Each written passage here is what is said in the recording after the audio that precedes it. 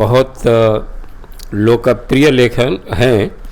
देखिए, कुछ लोग ऐसे उपन्यास नावल लिखते हैं, उसमें इतनी रोचकता होती है कि एक बार आप पढ़ना शुरू कीजिए तो जब तक उस किताब को ख़त्म नहीं कर लेते तब तक जो है आप छोड़ेंगे नहीं।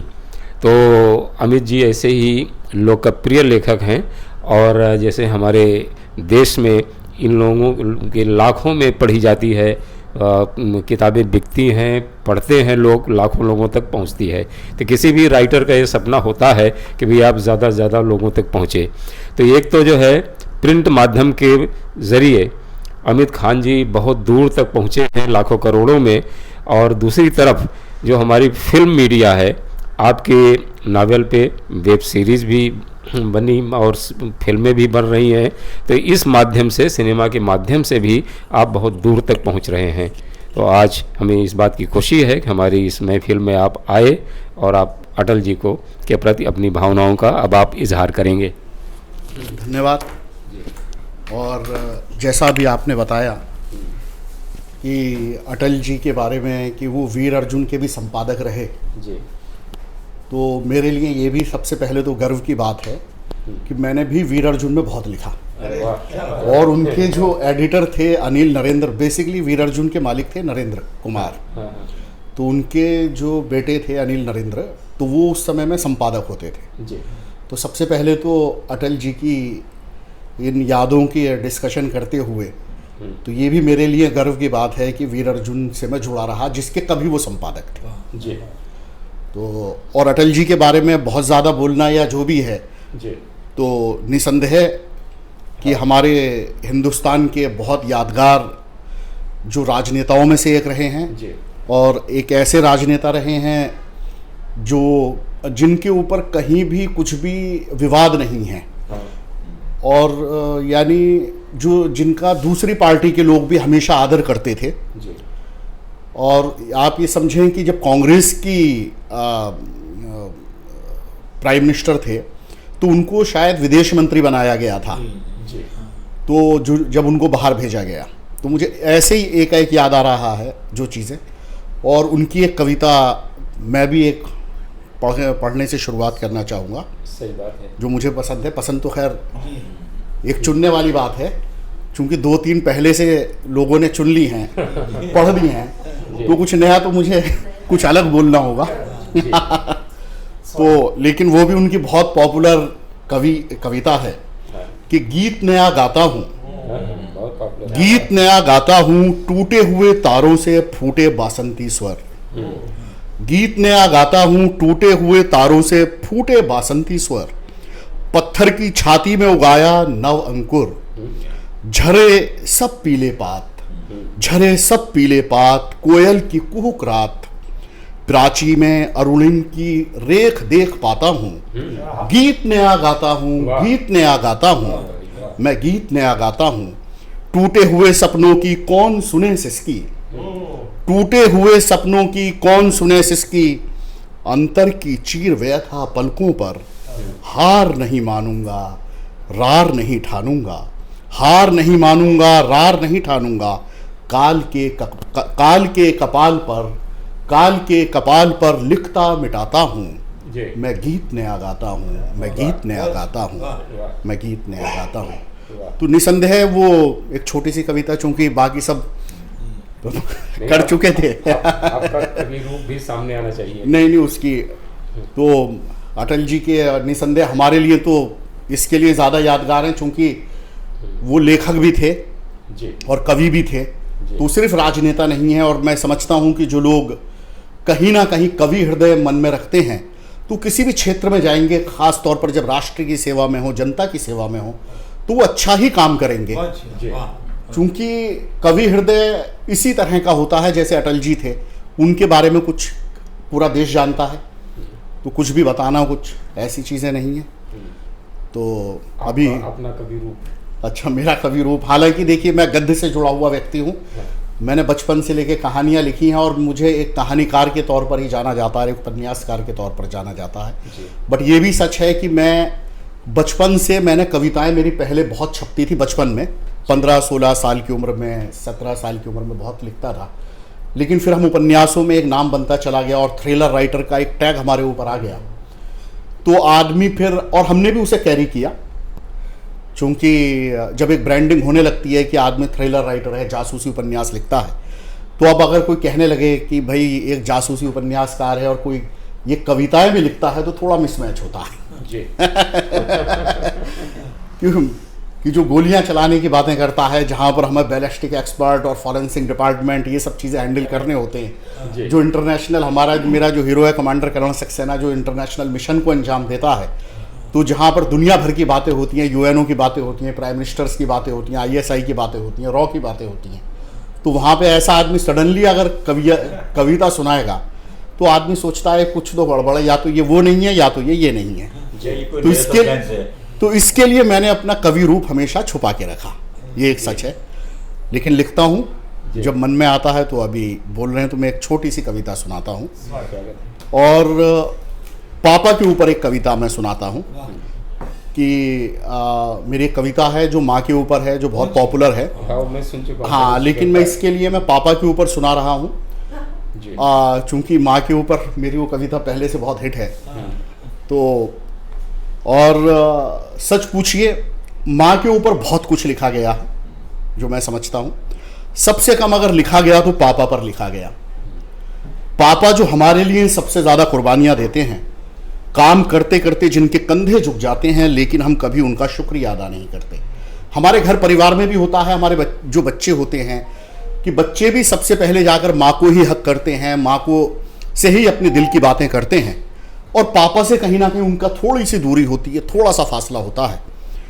तो जबकि पापा भी उतना ही दर्द और उतनी सारी चीज़ें जी रहे होते हैं। तो इस कविता के प्रति, इस कविता के माध्यम से, कि मेरा टारगेट है कि आइए हम अपने अपने पापा को याद करें, उन पापा का शुक्रिया अदा करें जिन पापा का हम शुक्रिया अदा नहीं करते। वो जो पापा का प्यार है वो कहीं ना कहीं माँ के पास बहुत ज़्यादा चला जाता है। तो ऐसी एक कविता, पापा याद तुम्हारी आती है। पापा याद तुम्हारी आती है, आंखें मेरी नम कर जाती है। वो घोड़ा बनना, जोकर बनना, बच्चों से ज्यादा बच्चा बनना, एक फ्लैशबैक सी चल जाती है। पापा याद तुम्हारी आती है, बचपन के भी वो क्या दिन थे, बिना बात के, बिना काम के, हरदम मुझसे बातें प्यारी करना, अपने कपड़ों की जगह मेरे लेकर, आपका इठलाना, आपका हंसना। अब तो आपकी सिर्फ यादें हैं, बातों की ही सिर्फ बातें हैं। पापा याद तुम्हारी आती है, आंखें मेरी नम कर जाती है। वो घोड़ा बनना, जोकर बनना, बच्चों से ज़्यादा बच्चा बनना, एक फ्लैशबैक सी चल जाती है। परेशान रिजल्ट जब मेरा आना होता, परेशान आप हो जाते थे। अच्छे नंबर जब मेरे आते, सबको फ़ोन कर कर के आप बताते थे। मेरे जन्मदिन पर आप घर में भाग दौड़ कर, उछल कूद कर गुब्बारे और झालर लगाते थे। पापा याद तुम्हारी आती है, आंखें मेरी नम कर जाती है। देखो आज सब कुछ मेरे पास है, देखो आज सब कुछ मेरे पास है। हर खुशी है, हर एहसास है। अगर नहीं हो तो आप नहीं हो, बिना आपके कुछ नहीं भाता है। आपका घोड़ा बनना, जोकर बनना सच में बहुत याद आता है। एक बार तो वापस आओ पापा, फिर से घोड़ा बन जाओ पापा। स्कूल का बस्ता मुझे फिर से दे दो, ये यौवन लेकर मुझे मेरा बचपन दे दो। मैं सच में बड़ा साहब हो गया हूँ, तू से अब मैं आप हो गया हूँ। लेकिन जिंदगी कांटों से गुजरती है, कोई मुझे देखकर कोई आंख नहीं भरती है। चलते चलते जब मैं गिर जाता हूँ, मुझे संभालने कोई उंगली नहीं बढ़ती है। बहुत तन्हा हूँ, बहुत अकेला। एक बार तो वापस आओ पापा, फिर से घोड़ा बन जाओ पापा। स्कूल का बस्ता मुझे फिर से दे दो, ये यौवन लेकर मुझे मेरा बचपन दे दो। स्कूल का बस्ता मुझे फिर से दे दो, ये यौवन लेकर मुझे मेरा बचपन दे दो। पापा याद तुम्हारी आती है, आंखें मेरी नम कर जाती है। वो घोड़ा बनना, जोकर बनना, बच्चों से ज़्यादा बच्चा बनना, एक फ्लैशबैक सी चल जाती है, एक फ्लैशबैक सी चल जाती है। क्या बात, क्या बात। धन्यवाद।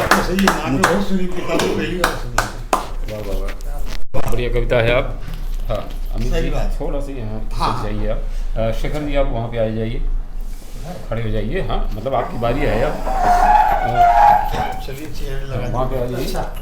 चेयर की जरूरत नहीं है, खड़े होके पढ़ना है। कुर्सी की कीमत है। कुर्सी की जरूरत नहीं। आप बैठते हैं बेहतर रहता। यहाँ तो फिर वहाँ से यहाँ बैठिए, वहाँ बैठिए। अरे यहाँ मीनू जी थोड़ा यहाँ आ जाइए फ्रेम में, आप यहाँ बैठ जाइए फ्रेम में। हम यहीं बैठेंगे। ये ऋषि, ये पढ़ो मेरा जो है शेखर जी का परिचय। हाँ मैं दे रहा हूँ, कैमरा ओपन है, ये पूरा सुपरस्टार गीत। ऋषि ये पूरा फ्रेम जो है, हाँ देखिएगा आ जाए। शेखर अस्तित्व जी पिछले 20 सालों से हमारे फिल्म इंडस्ट्री में एक बहुत जी आप भी आ जाइए।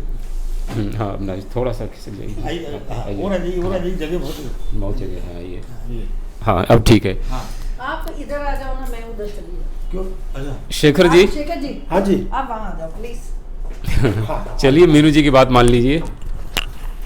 नहीं तो मैं सैंडविच हो जाती हूँ। हाँ आ जाइए, संभाल के फिर से वापस आ जाइए आप।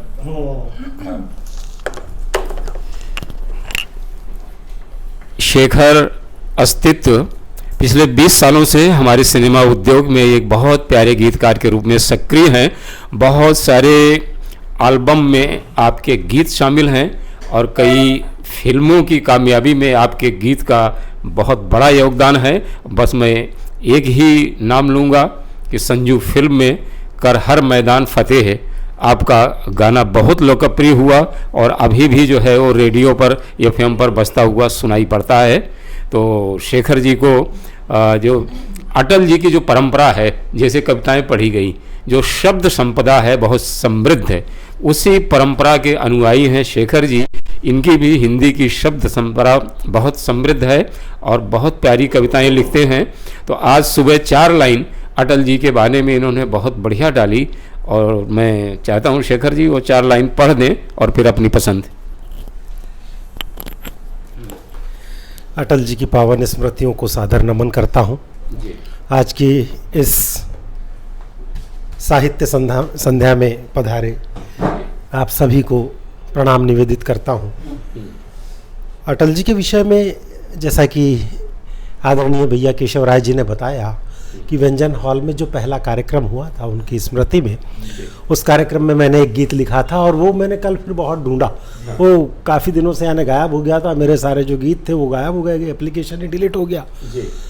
तो संयोगवश उसको मैंने फेसबुक पर वो करके रखा था, क्या कहते हैं, पोस्ट करके रखा था। तो खूब ढूंढा और सौभाग्य से मिल गया। अब लेकिन समय के साथ साथ उस समय जो मैंने उस गीत को जिस रूप में लिखा था उसके 2 शब्द मैंने चेंज किए, बदले। कि उस समय जो प्रथम पंक्ति थी वो ये थी कि सत्य मार्ग दिखलाने वाला चला गया। उसी समय उनका स्वर्गवास हुआ था और नेक्स्ट डे हमारा कार्यक्रम रखा गया था। तो उस समय वो जो चला गया की जगह मैंने उसको परिवर्तित करके, बदलाव करके, जैसा कि आपने अभी आदरणीय दादा देवमणि पांडे जी ने बताया कि भारत माँ के यशस्वी सपूत थे और वो अपनी यश, अपनी कीर्ति, जो उन्होंने अपना कृतित्व, जो अपने कार्यों के माध्यम से, अपने साहित्य के माध्यम से, अपने स्वभाव के माध्यम से, अपने उदार हृदय के माध्यम से आज भी हमारे बीच है, हमेशा हमेशा वो हमारे बीच रहेंगे। तो उन 2 शब्दों में मैंने ये बदलाव किया कि चला गया की जगह मैंने कर दिया अमर रहे, क्योंकि ये लोग हमेशा अमर ही रहते हैं। तो बिना किसी और ज़्यादा भूमिका के मैं सीधे सीधे उस गीत पर आता हूँ कि सत्य मार्ग दिखलाने वाला अमर रहे, सत्य मार्ग दिखलाने वाला अमर रहे, राज धर्म सिखलाने वाला अमर रहे, और अपने शब्दों की प्रचंडतम ज्वाला से पत्थर को पिघलाने वाला अमर रहे, पत्थर को पिघलाने वाला अमर रहे। कि जिसका तन मन जीवन परिचय हिंदू था। अटल जी की रचना है, तन मन जीवन रग रग हिंदू मेरा परिचय। कि जिसका तन मन जीवन परिचय हिंदू था, जो शांति सद्भाव का चरम बिंदु था, और दृढ़ निश्चय था जिसका अटल हिमालय सा, और जो उदारता में अगाध महासिंधु था।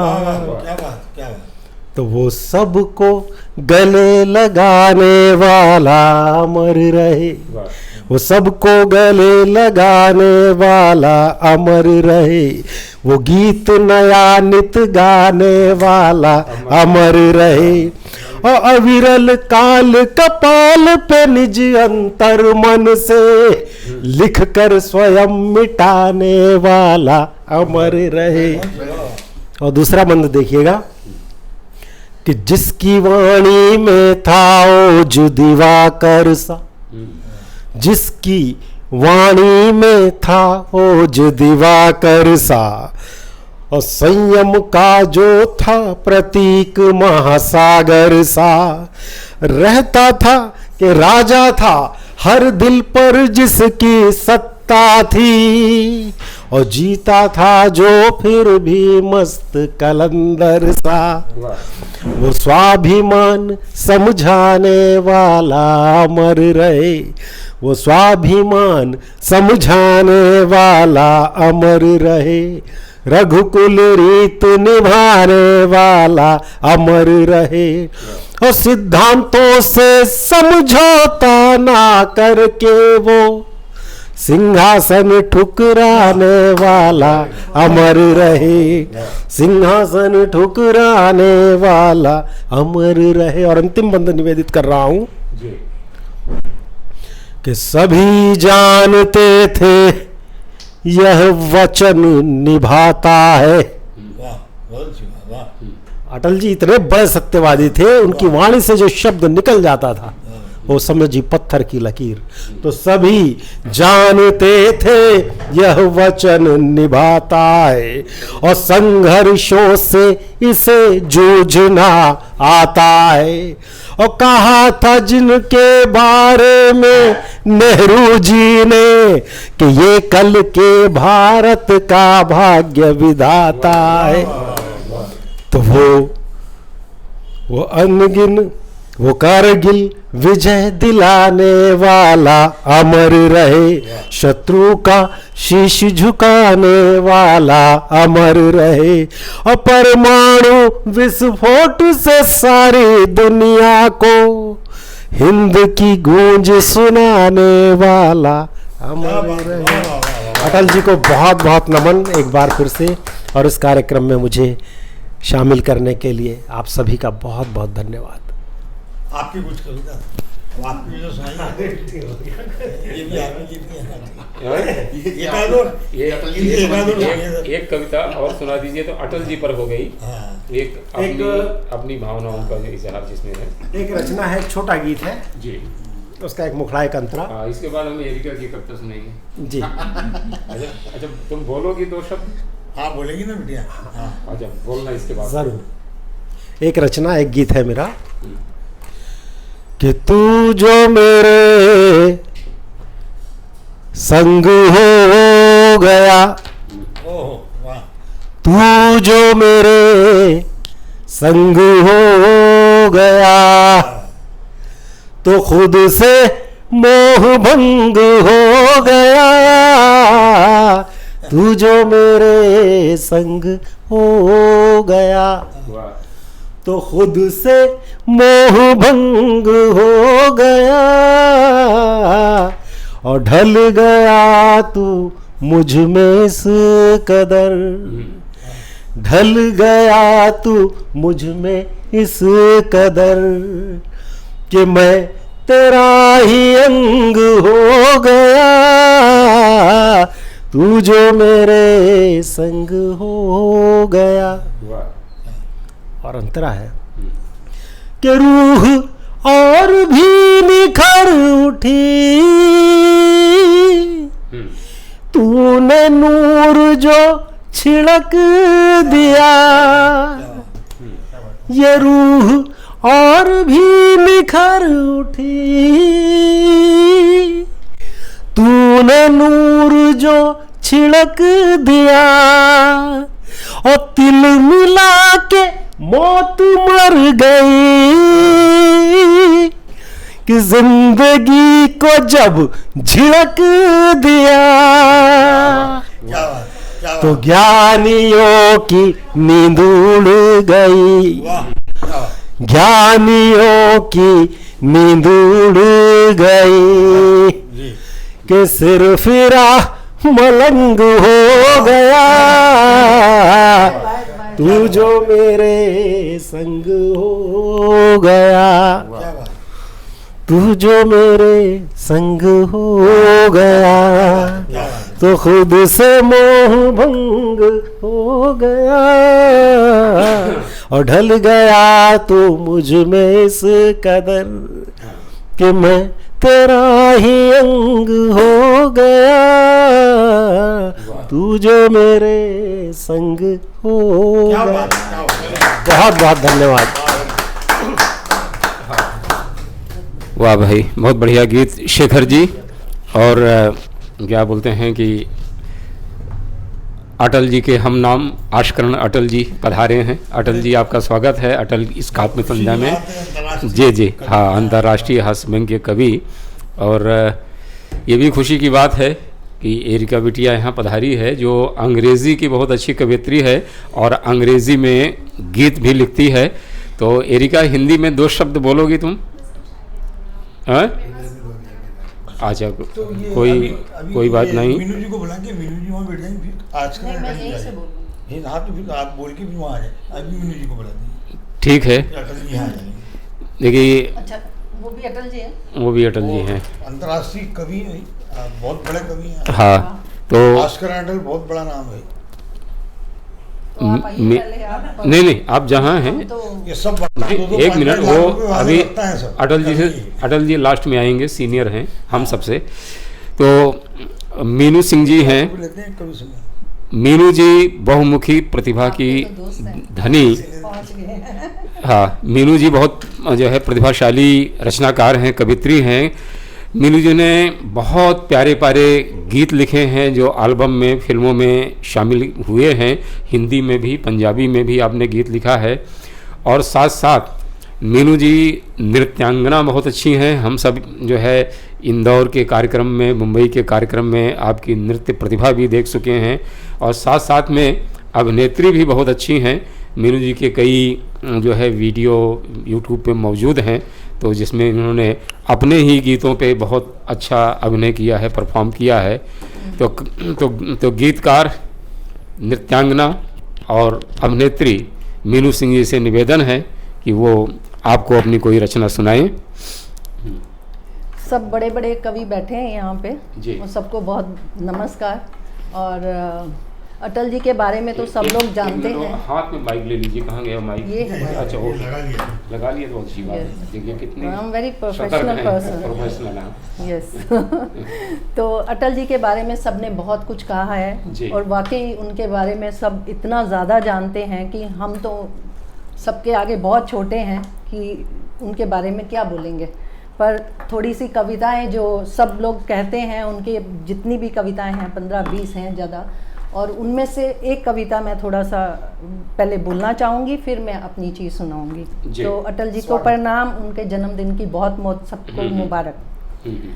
मैं कहा, ना मैं चुप रहूँगी, ना मैं जी। चुप हूँ, ना मैं गाता हूँ। हाँ। ये उनका एक कविता है। जी। समय की सदर सांसों ने, समय की सदर सांसों ने चिनारों को झुलस डाला, मगर हिमपात को देती चुनौती एक दुर्गा माला।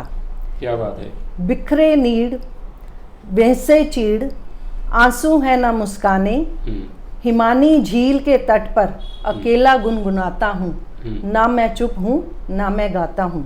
जी सवेरा है मगर पूरब दिशा में घिरे रहे हैं बादल। जी सवेरा है मगर पूरब दिशा में घिर रहे हैं बादल, रुई से धुंधले से मील के पत्थर पड़े हैं घायल, ठिठके पाँव, ओझल पाँव, जड़ता है ना गए माता, सवे को दूसरों की दृष्टि से मैं देख पाता हूँ, ना मैं चुप हूँ, ना मैं गाता हूँ। वाह। तो ये एक मैंने कविता कही है। बाकी एक जो मैंने इनके लिए लिखा है थोड़ा सा, क्योंकि मुझे पता चला था कि मेरे जो आप जानते होंगे चौधरी चरण सिंह जी जो रहे हैं, वो हमारे काफ़ी रिश्तेदारों में क्लोज थे, ताया जी लगते थे। जी तो उन्होंने एक बार एक बात कही थी अटल जी के बारे में, बताया था उन्होंने कहते कि हम जब भी उनको फ़ोन करते या कभी मिलना चाहते या हमेशा व्यस्त रहते थे, हमेशा अपनी कविताओं में, या भले ही वो घर में ही रहेंगे लेकिन हमेशा व्यस्त रहते थे। और हमने एक दिन उनसे पूछा कि आप हमेशा झूठ बोलते हैं, हमको मिलते नहीं हैं जी। तो उन्होंने क्या कहा, ये कविताओं में नहीं है, ये पर्सनल चीज़ है जो मैं आपको बताना चाहूँगी। मैंने झूठ बोला कि मैं व्यस्त हूँ। हाँ, मैंने झूठ बोला कि मैं व्यस्त हूँ। व्यस्त था, हाँ मैं व्यस्त था, पर वैसे नहीं जैसे लोग व्यस्त रहते हैं। हाँ। वैसे नहीं जैसे लोग व्यस्त रहते हैं। मैं व्यस्त था लंबी सांस लेने में। मैं व्यस्त था लंबी सांसें लेने में। मैं व्यस्त था अच्छे विचारों को सोचने में। मैं व्यस्त था अच्छे विचारों को सोचने में। मैं व्यस्त था अपने दिल को शांत करने में। मैं व्यस्त था भागते हुए दिल को शांत करने में। मैं व्यस्त था खुद को कहने में जी। मैं व्यस्त था खुद को कहने में कि मैं ठीक हूँ, मैं बिल्कुल ठीक हूँ जी। कभी कभी ये मेरी व्यस्तता जो है वो यही कहने में की वजह रहती थी कि मैं व्यस्त हूँ जी। हाँ, मैंने झूठ बोला है मैं व्यस्त हूँ, पर मैं अपने आप में व्यस्त हूँ। तो मैं कहना चाहूँगी कि सब अपने आप में थोड़ा अपने आप को टाइम दीजिए। उन्होंने भी बोला है कि अपने आप को जानिए कि आप क्या हैं जी। तो वो व्यस्त रहने के बाद भी वो बोलते थे मैं अकेला नहीं हूँ जी जी। मैं अकेला हूँ पर अकेला नहीं हूँ, जिसपे मैंने 2 लाइन लिखी है। यारो न समझो अकेला हूँ मैं, पढ़ते हुए फोटो चाहिए। हाँ, यारो न समझो अकेला हूँ मैं। वाह। मेरे गीत मेरे साथ हैं। वाह, वाह, वाह। जो गुजर गई वो खुशियाँ हैं। वाह। और गम भी मेरे साथ हैं। यारो न समझो अकेला हूँ मैं। बहुत बढ़िया। Thank you. आगे मैं लिखूंगी, जो लाइन मैंने लिखी है। अटल जी, आप यहाँ बैठ जाइए ताकि की कार्रवाई हम करें। आ जाइए। संभाल के। मजा तो उसी में है कि आपको उत्सुकता है कि नेक्स्ट क्या होगा, कि नेक्स्ट मिलना पड़ेगा ना आपसे और आपको सुनाना पड़ेगा। जी जी, श्योर, बहुत वेलकम। यहाँ मैं एक बात अभी बता दूँ कि जो मुंबई हिंदी लिट फेस्ट हो रहा है 8, 9, 10 जनवरी को, उसमें देश और विदेश के काफ़ी विद्वान, साहित्यकार, पत्रकार, कलाकार सभी आ रहे हैं। तो मैं आज शेखर जी से भी ये निवेदन करना चाहूँगा कि जो विश्व हिंदी दिवस 10 जनवरी को होता है, उस समय हम एक सत्र अटल जी के व्यक्तित्व कृतित्व पर भी रख सकते हैं, कवि वाला रूप उनका, है ना देवमणि जी, है ना। तो आज हमने ये तय किया है कि एक सत्र हम उसमें रखेंगे और आपका वो जो गीत है वो भी सुनाएंगे कवि वाले रूप में सर। और जितना मुझे लगता है आस्कर अटल जी भी आएंगे उसमें, देवमणि जी तो हैं, शेखर जी की भी स्वीकृति है, भल्ला साहब सभी, है ना। तो ये बात मेरे मन में आया। और जो एक बात फिल्म बनाने की आई, आज हम उतनी बड़ी बात तो नहीं कह सकते, लेकिन ये ज़रूर है कि हम जो लघु फिल्म है 20 मिनट की अटल जी पे बना सकते हैं। फीचर फिल्म का तो हम दावा नहीं कर सकते, लेकिन 20 मिनट की फिल्म तो अटल जी के व्यक्तित्व की बना सकते हैं। जी जी जी जी। अब आप सर का। हाँ, अटल जी के पहले 2-3 मिनट में लेना चाहता हूँ, है ना। हमारे सीनियर हैं, मेरे बात पढ़ेंगे वो। हाँ, तो एक जो है किसी मित्र ने अटल जी से पूछा, तो और वहाँ 4-6 लोग मौजूद थे, तो उस सवाल का उन्होंने जवाब दिया कि मैं शादीशुदा नहीं हूँ मगर कुंवारा नहीं हूँ। बोले संसद में बोला था। हाँ हाँ, सच है। हाँ, संसद में बोला था। हाँ, अच्छा, संसद में नहीं बोले आप, कुछ ऐसा कुछ पति पत्नी और शादी के बारे में कुछ बात चली थी, तो उन्होंने कुछ बोला अटल जी ने जी। तो उन्होंने कहा कि आप तो कुंवारे हैं, आप इस बारे में क्या जानो, आप तो ब्रह्मचारी हैं। हाँ। तो बोले मैं ब्रह्मचारी नहीं हूँ, मैं कुंवारा हूँ। इतनी ईमानदार बात। तो अटल जी ने कहा कि मैं ब्रह्मचारी नहीं हूँ, कुंवारा हूँ। तो ये जो है अटल जी प्रेम भी करते थे और उनके आसपास के लोगों को मालूम था कि महिलाएं बहुत सम्मान करती हैं, उनकी महिला मित्र भी थी, ये बात है। तो थोड़ा सा जो है वो प्रेम की भी बात होना चाहिए। अभी उनके वीर रस की बात काफ़ी समय से चल रही है और मीनू जी ने कुछ नया रंग दिया। तो मैं बस 2 मिनट में 4-6 शेर सुना देता हूँ, उसके बाद अटल जी को बुलाता हूँ मैं कि हर फिक्र हर ख्याल को बेहतर बना दिया, हर फिक्र हर ख्याल को बेहतर बना दिया, मुझको मोहब्बतों ने सुखनवर बना दिया। हर फिक्र हर ख्याल को बेहतर बना दिया, मुझको मोहब्बतों ने सुखनवर बना दिया। रुखसत किया था मैंने उसे खुश दिली के साथ, आँखों को उसने मेरी समंदर बना दिया। रुखसत किया था मैंने उसे खुश दिली के साथ, आँखों को उसने मेरी समंदर बना दिया। ये दुनिया है यहाँ कब कौन किसका साथ देता है, ये दुनिया है यहाँ कब कौन किसका साथ देता है, जो अपना है वो अश्कों की हमें सौगात देता है। और यही तो इश्क है प्यारे कि वो पत्थर के सीने में कभी धड़कन कभी नगमा कभी जज्बात देता है। यही तो इश्क है साहब कि वो पत्थर के सीने में कभी धड़कन कभी नगमा कभी जज्बात देता है। जिस दिन से तुम हुए हो अजीज़े नज़र मुझे, जिस दिन से तुम हुए हो अजीज़े नज़र मुझे, उस दिन से लग रहा है जुदाई का डर मुझे। जिस दिन से तुम हुए हो अजीज़े नज़र मुझे, उस दिन से लग रहा है बिछड़ने का डर मुझे। एक ज़िंदगी तो कम है मोहब्बत के वास्ते, एक ज़िंदगी तो कम है मोहब्बत के वास्ते, वो भी तो रब ने दी है बड़ी मुख्तसर मुझे। एक ज़िंदगी तो कम है मोहब्बत के वास्ते, वो भी तो रब ने दी है बड़ी मुख्तसर मुझे। महक कलियों की फूलों की हंसी अच्छी नहीं लगती, मोहब्बत के बिना ये ज़िंदगी अच्छी नहीं लगती। महक कलियों की फूलों की हंसी अच्छी नहीं लगती, मोहब्बत के बिना ये ज़िंदगी अच्छी नहीं लगती।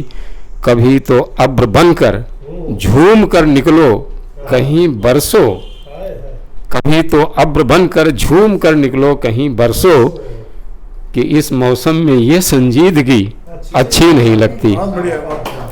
कभी तो अब्र बनकर झूम कर निकलो कहीं बरसों, कि हर मौसम में ये संजीदगी अच्छी नहीं लगती। बिछड़ते वक्त लाजिम है ज़रा सा मुस्करा देना।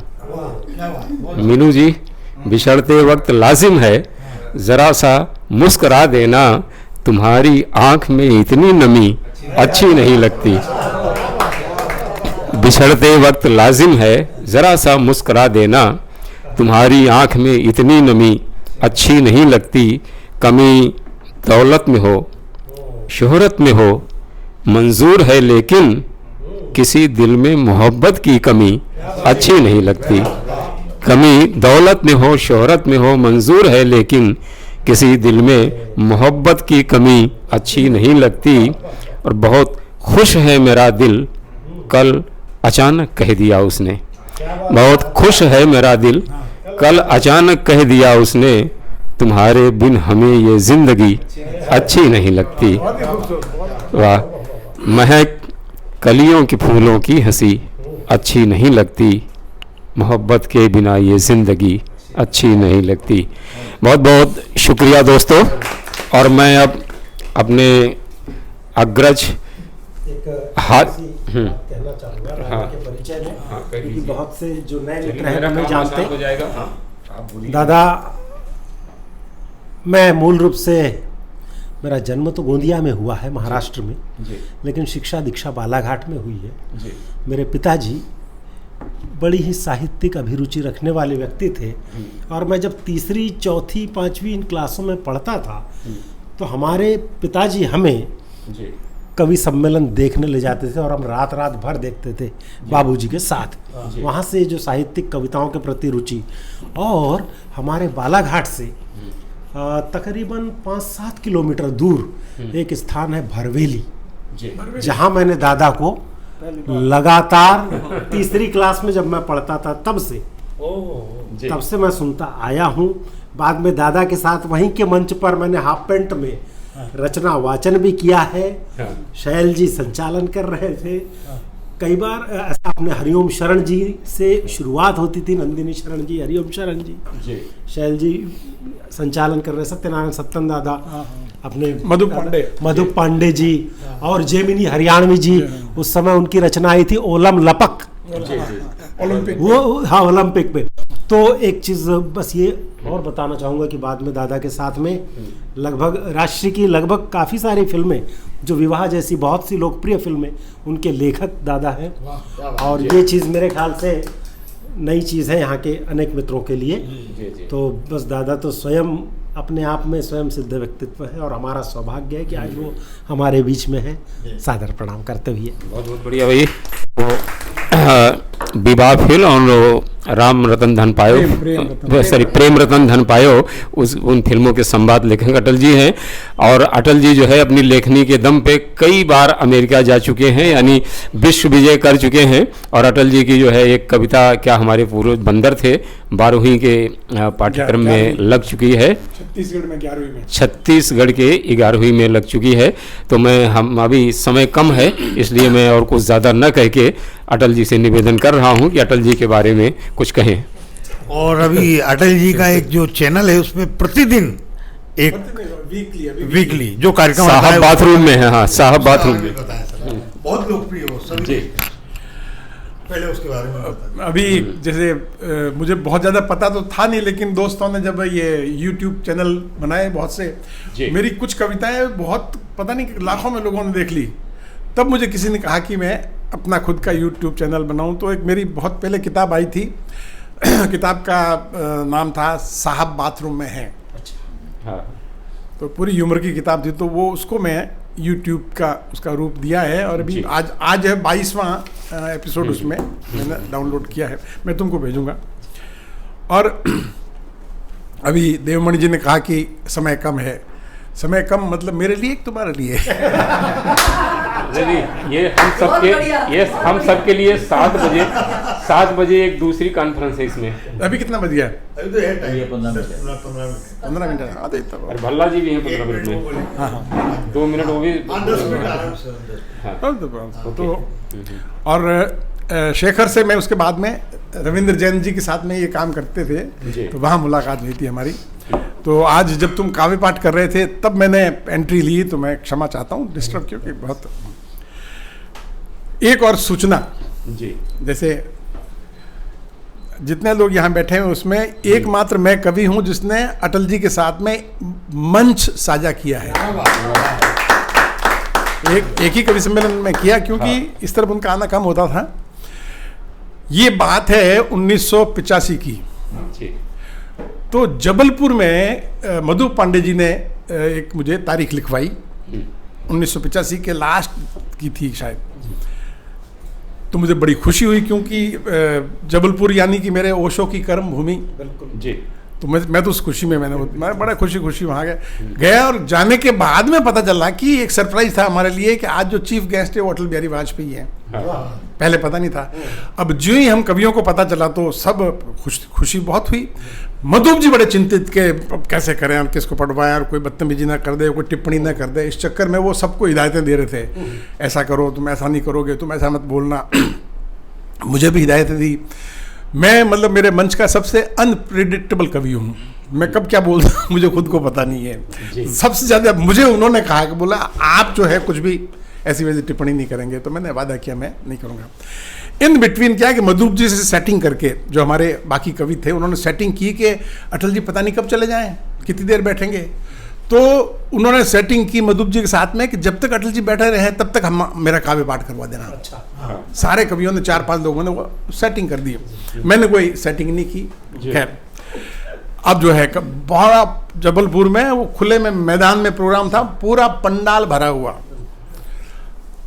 और 84 के चुनाव में माधवराव सिंधिया से 2,40,000 वोटों से अटल जी हार गए थे, और उससे कुछ महीने बाद में कवि सम्मेलन था। लेकिन साहब मैंने देखा कि कितना बड़ा वो लीडर था कि हार के चिन्ह उसके चेहरे पे, उस आदमी के चेहरे पे चिन्ह नहीं थे हार के जी। और जब हमारे मंच पे बिल्कुल थोड़ा सा उनके लिए थोड़ा सा अलग बैठने की व्यवस्था की गई थी, तो उन्होंने आते ही शिकायत की कि मेरा अलग क्यों बनाया आपने। अब साहब जो ही इधर कवि सम्मेलन शुरू हुआ, इधर अटल जी आए और हार पहनाने का तांता लग गया और बोला आप कवि सम्मेलन चालू रखो। आप कल्पना करो कि उधर लाइन लगी हुई है हार पहनाने की, होड़ लगी हुई है हार पहनाने की, तालियां बजा रहे हैं और वो जो काव्य पाठ चल रहा है उनका। अटल जी बार बार कहा अभी आप बाद में, लेकिन कौन माने वहाँ पे। तो एक तो पता ही नहीं चल रहा था कि ये जो 15-20 हज़ार लोग बैठे हुए हैं इसमें कौन उनका प्रशंसक है और कौन ऑडियंस कविता का श्रोता है, पता ही नहीं चल रहा था। खैर साहब, तो मुझे बड़ी खुशी हुई कि जो 4-5 लोगों ने जो सेटिंग की थी ना, जो अटल जी के हमारे सामने पहला, वो बारी बारी शहीद होते रहे। अच्छा, साहब बारी क्योंकि वो कोई सुने ही नहीं। आपका ध्यान चाहूंगा, आपका ध्यान चाहूंगा, हर कवि जो है लगभग हर दूसरी लाइन पे वो भीख मांग रहा था, आपका ध्यान चाहूंगा आपका, और किसी को ध्यान नहीं मिल रहा था। हाँ नहीं, वो थे, मतलब वो इतने पॉपुलर थे। फिर क्या है कि वो राजनेता से कुछ और बड़े थे किसी कई मामलों में। हाँ, तो वो इस तरह के थे। तो वो क्या हुआ, चीयरफुलनेस और ये, और उन्होंने कहा भी 2-3 बार, रिक्वेस्ट की, लेकिन वो किसको नाराज करें। तो लाइन लगी हुई, मालाएं पहना रहे हैं, कर रहे हैं। शायद 4थे नंबर पे या 5वें नंबर पे मुझे मधुप जी ने इशारा किया कि अब तुम पढ़ोगे। इन बिटवीन मैं सोचता कि मैं यार कवि सम्मेलन शहीद हो रहा है पूरा का पूरा, जमा कैसे जमाएं। ऐसे में अक्सर ये हमारे एक सूत्र बंधा हुआ है कि आप जो आदमी पूरा सबका अटेंशन लिया बैठा है उसके ऊपर कोई टिप्पणी कर दो जी, तो अटेंशन आपको मिल सकता है। लेकिन उस विश्व विख्यात जो वक्ता है उसके ऊपर क्या टिप्पणी करो, पता नहीं क्या उसका रिजल्ट आ जाए कर जाए। लेकिन मैं वो सोच रहा था कि क्या टिप्पणी करूं। इतने में मधु जिनका साहब मुझे इशारा किया, बोला अब तुमको पढ़ना है, और वो खड़े माइक पे आए, संचालक का होता है ना बैठे वाला माइक, खड़े माइक पे आए और आके कहा साहब आज हमारे मंच पे 2 अटल जी हैं। क्या बात है। और एक दिल्ली से आए हैं और एक हमारे बीच में बॉम्बे से आए हैं। एक महान वक्ता हैं और दूसरे जो हमारे हास्य के बड़े कवि हैं। और अब मैं निवेदन करूंगा कि जो बॉम्बे से आए हुए अटल जी वो अपना काव्य पाठ कर रहे हो। ये जब बोल रहे थे और मुझे एक टिप्पणी सूझ गई, देवमणि टिप्पणी सूझ गई मुझे, और वैसे लाइनें लगी हुई और वैसे भीड़ लगी हुई और अटल जी बैठे हुए हैं। और मैंने तुरंत पहले तो प्रणाम किया अटल जी को। मैंने कहा मैं आपको प्रणाम करता हूँ। तो उन्होंने मेरी तरफ देखा और फिर मैंने उनसे कहा, सबसे ऑडियंस से कहा कि अभी मधुप जी ने जो है मेरी इनके साथ में तुलना की। साहब मंच पे 2 अटल जी हैं, एक ही अटल जी है, दूसरे ही अटल जी, इनकी मेरी क्या बराबरी, इनकी मेरी क्या बराबरी, मैं एक शादीशुदा इज्जतदार आदमी हूँ। क्या बात। हाँ, और साहब अटल जी जो माला पहना रही थी उसको दूर किया और ऊपर हाथ करके, ऐसे ऊपर हाथ करके जो तालियां बजानी शुरू की।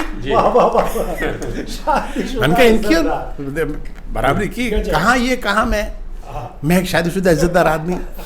और साथ जो तालियां बजी है, तालियां बजी, और उसके बाद में अटल जी हूँ शरारती, अच्छा फिर मैंने देर तक काव्य पाठ किया, कवि सम्मेलन को जमाया। इसके बाद में एक बार फ़ोन पे बात हुई थी, तो ये मुझे मेरा सौभाग्य है कि मैं उस महान लीडर के साथ में एक बार मैंने काव्य पाठ किया। हाँ, मैंने लिखा भी है मेरी किताब में वो। तो मैं कुछ कविताएं सुनाऊं। अटल जी, मैं दोस्तों में कहता भी हूँ अक्सर मैं कि अटल जी जो हैं वो, और मुझे खूब याद है नीरज जी और ये दोनों पक्के मित्र थे और अक्सर कवि सम्मेलन में साथ जाते थे। तब इतने बड़े लीडर हुए नहीं थे जी। नीरज जी ने उनके कई किस्से सुनाए कि ये, तो नीरज जी, अटल जी, ओशो जबलपुर में एक ही साथ में एक साल के बाद में निकले हुए स्टूडेंट थे वहाँ पे। तो खैर कविताओं के बारे में, उनके बारे में बहुत छप चुका है, आपने पढ़ा भी होगा जी। मैं कुछ हास्य की कविता सुनाऊं? जरूरी है, समय कम है तो एक छोटी व्यंग रचना और एक हास्य रस की रचना। ठीक। अभी मैंने एक सीरियल लिखा है, मैंने इसको अपने राय साहब को बताया भी था कि राय साहब मैंने लिखा है, मेरी पिछले 48 साल से मैं वो स्टोरी का खोमचा लिए घूम रहा हूँ, स्टोरी ले लो, स्टोरी वाली सस्ती सुंदर टिकाऊ स्टोरी वाले। पर साहब यहाँ प्रोड्यूसर जो है टाइम नहीं देता। वो तभी मैंने किताब लिखी थी साहब बाथरूम में है। तो एक छोटी सी कविता है मेरी चुनाव पे, उसी एक ही विषय पे मैंने काफ़ी लिखा था उसमें। चुनाव में आपने अक्सर देखा होगा इतना भयानक हो गया कि एक एक चुनाव महाभारत से कम नहीं है, और इतनी नफरत। और अगर आप हिसाब लगाओ तो जितने लोग सरहद पे नहीं मरते हैं उससे ज़्यादा लोग चुनाव में मरते हैं। तो बात तो गंभीर थी, लेकिन चूंकि ह्यूमर सटायर का कवि हूं तो मैंने छोटा सा एक टुकड़ा लिखा इसमें कि चुनाव और तनाव शीर्षक, छोटा सा टुकड़ा है। पति बनवाने गया हजामत, पति बनवाने गया हजामत, तो पत्नी ने दी हिदायत कि चुनाव निकट है, माहौल में कड़वाहट है, हर आदमी नफरत से भरा है, ऊपर से नाई के हाथ में उस्तरा है। हर आदमी नफरत से भरा है, ऊपर से नाई के हाथ में उस्तरा है। या तो राजनीति पर बहस में मत पड़ना, या तो राजनीति पर बहस में मत पड़ना, या नाई किस पार्टी का पहले पता करना। या तो राजनीति पर बहस में मत पड़ना, या नाई किस पार्टी का पहले पता करना। चुनाव के दिनों में बहुत मुश्किल है जान बचाना, अगर बच जाओ तो आधा किलो दही लेते आना। अच्छा बढ़िया। एक और मैंने चुनाव में और लिखा था ऐसे ही छोटा टुकड़ा कि नेताओं की हिम्मत जी, कि बिना एक भी वादा निभाए, नेताजी वोट मांगने आए। मतदाता बोला माई बाप, इतनी हिम्मत कहां से लाते हैं आप? बिना एक भी वादा निभाए नेताजी वोट मांगने आए, तो मतदाता बोला माई बाप, इतनी हिम्मत कहां से लाते हैं आप? हम तो एक खिलौने का वादा करके शाम को खाली हाथ घर आते हैं, तो बच्चों से आंख नहीं मिला पाते हैं माई बाप। इतनी हिम्मत कहां से लाते हैं? बहुत सुंदर, बहुत सुंदर, इतनी हिम्मत। वाह वाह वाह। एक और इससे थोड़ा सा एक बड़ी कविता, उसको एडिट करके मैं 2 मिनट में खत्म कर रहा हूँ। उसमें मैंने हमारे देश में जो ये चुनाव जो होते हैं, इसका जो है वो एक अलग रूपक बना के मैंने कोशिश की है, राजनीतिक गीता। उसको एडिट करके मैं आपको सुना रहा हूँ। इसमें अर्जुन चुनाव के मैदान में खड़ा है, अच्छा, और कृष्ण को सारथी लिया है, और वो उनके सवालों के जवाब दे रहा है। जी। अर्जुन बोला, हे कृष्ण, सॉरी, अर्जुन ताव ताव में खड़ा हो गया चुनाव में। जी। अर्जुन ताव ताव में खड़ा हो गया चुनाव में, कृष्ण को सारथी लिया और राजनीतिक गीता पर पहला प्रश्न किया, हे कृष्ण, सफल नेता कैसे नेतृत्व करता है, कैसे आगे चलता है? जवाब सुनना। सफल नेता कैसे नेतृत्व करता है, कैसे आगे चलता है? कृष्ण बोले, हे अर्जुन, सफल नेता आगे नहीं हमेशा पीछे चलता है। अच्छा, सफल नेता आगे नहीं हमेशा पीछे चलता है। मुसलमानों का नेता मुसलमानों के पीछे चलता है, दलितों का नेता दलितों के पीछे चलता है, अगड़े के साथ अगड़ा है, पिछड़े के साथ पिछड़ा है, राष्ट्र अकेला खड़ा है। अगड़े के साथ अगड़ा है, पिछड़े के साथ पिछड़ा है, राष्ट्र अकेला खड़ा है। संपूर्ण परिवेश है गड़बड़, हे अर्जुन तू चुनाव मत लड़। संपूर्ण परिवेश है गड़बड़, हे अर्जुन तू चुनाव मत लड़। अर्जुन बोला, हे कृष्ण, नेता का महामित्र कौन, नेता का महाशत्रु कौन? कृष्ण बोले, हे अर्जुन, नेता का महामित्र है मीडिया, और नेता का महाशत्रु भी मीडिया। नेता का महामित्र है मीडिया और नेता का महाशत्रु भी मीडिया। मनुष्य जीवन दुर्लभ बड़ा है, इसमें सौंदर्य भरा पड़ा है, पर नेता भोग नहीं सकता, मीडिया कैमरा लिए खड़ा है। क्या बात है। मीडिया कैमरा लिए खड़ा है, पी नहीं सकता, खा नहीं सकता, अपनों के काम आ नहीं सकता। अच्छा है। पी नहीं सकता, खा नहीं सकता, अपनों के काम आ नहीं सकता। इतने त्याग के बाद कोई किसी से हंसकर मिल ले, इतने त्याग के बाद कोई किसी से हंसकर मिल ले, मैं थोड़ा भूल रहा हूं, हाँ, इतने त्याग के बाद कोई किसी से मिलने हंसकर तो सीडी वायरल होने का डर। क्या बात है।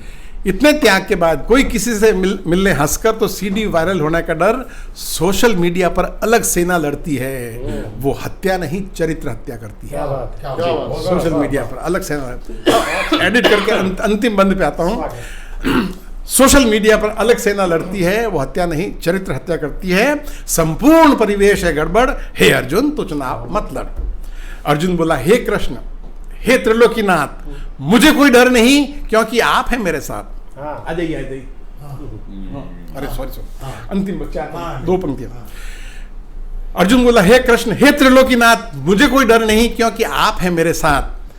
कृष्ण बोले, हे अर्जुन 2 डर हैं सुन। अब व्यंग सुनना। कृष्ण बोले, हे अर्जुन 2 डर हैं सुन। पहला डर है, तूने मेरी सेना के बजाय मुझे चुना है, तू मेरा 1 वोट पाएगा, दुर्योधन मेरी सेना के लाखों वोट पाएगा, तू शर्तिया हार जाएगा। क्या बात है। तो शर्तिया हार जाएगा। और दूसरा डर है, ये सुना, और दूसरा डर है, तूने सुभद्रा हरण किया था। और दूसरा डर है, तूने सुभद्रा हरण किया था, कुंती बुआ ने कुंवारेपन में कर्ण को जन्म दिया था। मुझे शंका ही नहीं, पूर्ण विश्वास है, वे दोनों सीडी दुर्योधन के पास है। मुझे शंका ही नहीं, पूर्ण विश्वास है, वे दोनों सीडी दुर्योधन के पास है। तू चुनाव लड़ेगा अगर, तो दुर्योधन वो सीढ़ियां डालेगा सोशल मीडिया पर। सबके चीर हरण का डर है। तब तो खाली द्रौपदी का हुआ था। सबके चीर हरण का डर है। चरित्र हत्या मृत्यु से बढ़कर है। क्या बात है। वाह वाह वाह वाह वाह। चरित्र हत्या मृत्यु से बढ़कर है। चरित्र हत्या के नाम पे अर्जुन के हाथ कांपने लगे, मुंह सूखने लगा, अंग शिथिल पड़ गए। उसने अपना नाम वापस ले लिया और राजनीति को अंतिम प्रणाम किया। क्या बात है, क्या बात है। अभी डॉक्टर साहब को बाद में 1 मिनट का एंड में उनसे करवा देंगे। डॉक्टर साहब को बाद में पंडित जी 1 मिनट आपको। डॉक्टर वीके भल्ला आपके सामने हैं और आपसे भल्ला जी से निवेदन है कि अपनी कोई कविता सुनाकर इस आयोजन को पूर्णता प्रदान करें। बाद में 1 मिनट का इन्होंने नेताओं के ऊपर कहा, जस्ट 2 पंक्तियों के बाद फिर अपनी कविता सुनाऊंगा। हम तो एयर कंडीशन गाड़ी में बैठकर, हाँ बस 5 मिनट, हाँ बस 5 मिनट, हाँ 5 मिनट 7 बजे का है ना। हम तो एयर कंडीशन गाड़ी में बैठकर निकले थे तुम्हारी गरीबी हटाने के लिए। हम तो एयर कंडीशन गाड़ी में बैठकर निकले थे तुम्हारी गरीबी हटाने के लिए, तूने हमें ही हटा दिया, एक सच्चा हमदर्द गवा दिया। क्या बात है। अच्छा, एक कविता है कश्मीर की पृष्ठभूमि पर। एक सैनिक मर रहा है तो उसके ऊपर है। गीत है मगर मैं गाता नहीं हूँ तो मैं पढ़ के सुनाऊंगा। खून से लथपथ माँ तेरा लाल पड़ा है, खून से लथपथ माँ तेरा लाल पड़ा है, हो दर्द से बेहाल माँ तेरा लाल पड़ा है। वाह। जिन्होंने मारा है मुझको वो भी तेरे लाल थे माँ, जिन्होंने मारा है मुझको वो भी तेरे लाल थे माँ, मेरे भाई से थे वो भी यही तो मलाल है माँ। वाह वाह। मेरे भाई से थे वो यही तो मलाल है माँ, क्यों जन्मे ऐसे लाल, पूछ रहा है सवाल, तेरा लाल पड़ा है, खून में लथपथ माँ तेरा लाल पड़ा है। वाह। क्यों मारा है मुझको, क्या कसूर था मेरा माँ, जी। क्यों मारा है मुझको, क्या कसूर था मेरा माँ, गोली न चलाने को कितना मजबूर था मैं माँ, गोली न चलाने को कितना मजबूर था मैं माँ, कीमती नहीं क्या हमारी जान, पूछ रहा ये जवान, खून से लथपथ जी। तेरा लाल पड़ा है, दर्द से बेहाल माँ तेरा लाल पड़ा है, गोदी में सर रख ले आंचल में छुपा ले माँ, गोदी में सर रख ले आंचल में छुपा ले माँ, सुकून से निकल जाएं मेरे बाकी प्राण माँ, निकल रहा खून बेहिसाब जमी हो गई लालो लाल, माँ तेरा लाल पड़ा है, वो दर्द से बेहाल माँ तेरा लाल पड़ा है। और अंतिम है, मेरे मरने पर ना रोना तुझे कसम है मेरी माँ, मेरे मरने पर न रोना, तुझे कसम है मेरी माँ, शहादत पर रोते नहीं, यही तो रस्म है ये माँ, वाह, शहादत पर रोते नहीं, यही तो रस्म है माँ, है गुजारिश माँ कर देना और भी लाल कुर्बान, खून में लथपथ तेरा लाल पड़ा है, माँ तेरा लाल पड़ा है। बहुत अच्छा, बहुत अच्छा। पंडित जी 1 मिनट में आप खत्म कर दो। आइए, पंडित सुभाष चंद्र त्रिपाठी, जाने माने ज्योतिषाचार्य, ये कार्यक्रम को समापन की तरफ ले जा रहे हैं। हाँ, नहीं 1 मिनट ही, वो आ गया। सभी भाइयों को नमस्ते।